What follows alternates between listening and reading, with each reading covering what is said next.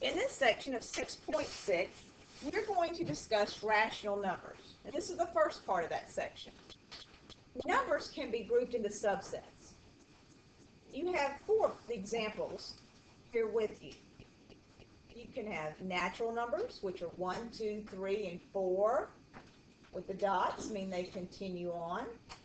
Whole numbers, which include 0, 1, 2, 3, and 4, and continue on. Integers, which are all whole numbers and all natural numbers and their opposites. And then you have rational numbers. Numbers that can be written a over b, which is in fraction form, where a and b are integers, and b can't be a 0.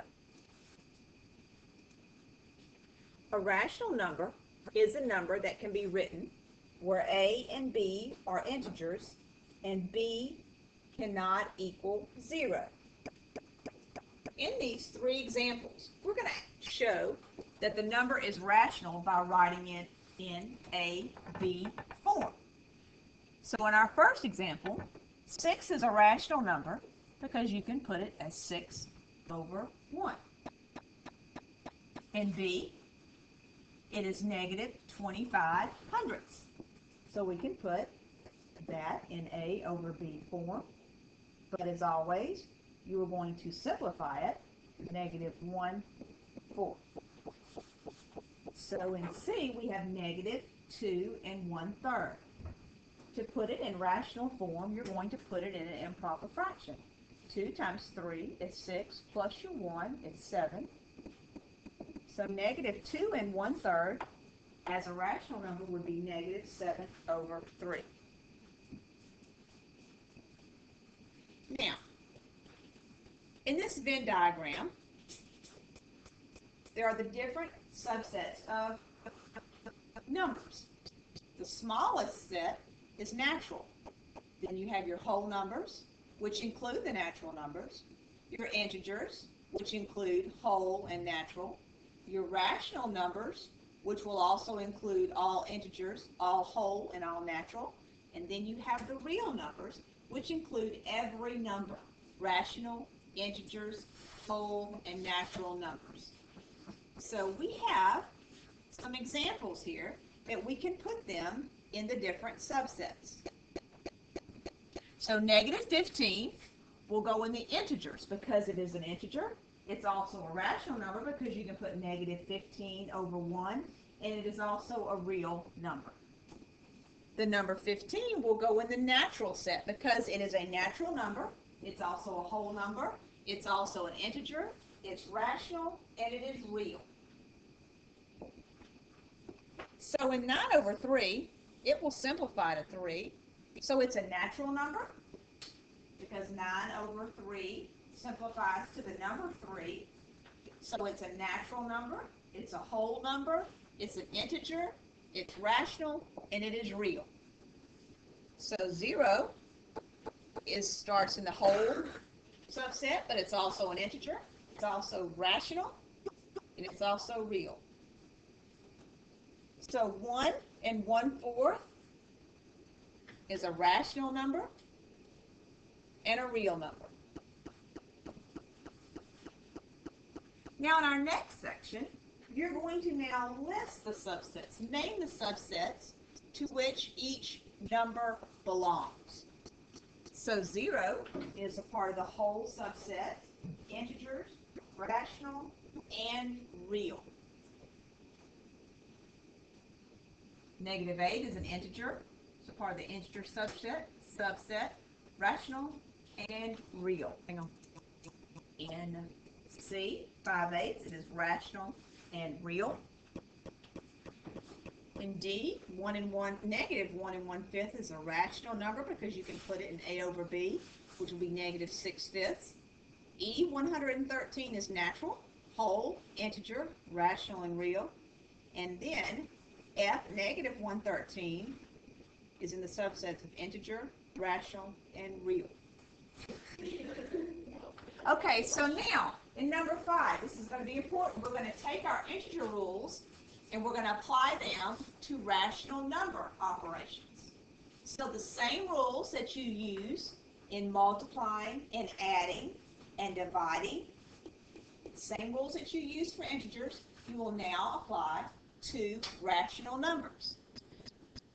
So I'm going to pause the video and we're going to solve these 4 problems and come back and check our work. So in each of these examples, we follow the integer rules for multiplying. We changed in A, the mixed numbers to improper fractions, simplified before we multiplied, and then simplified our final answer.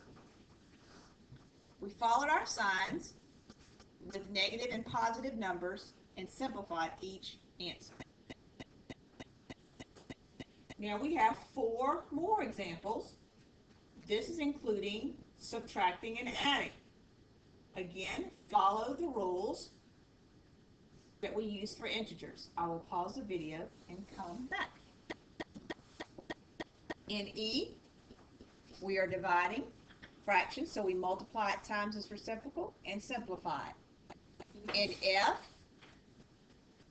please go ahead and put them in improper fractions first. Then the next step, you will multiply it times its reciprocal. Don't try to skip a step when you are converting it from a mixed number to an improper fraction. In G, again, multiply it times its reciprocal.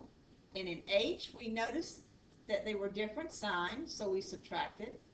And the final answer will be a negative 2.09.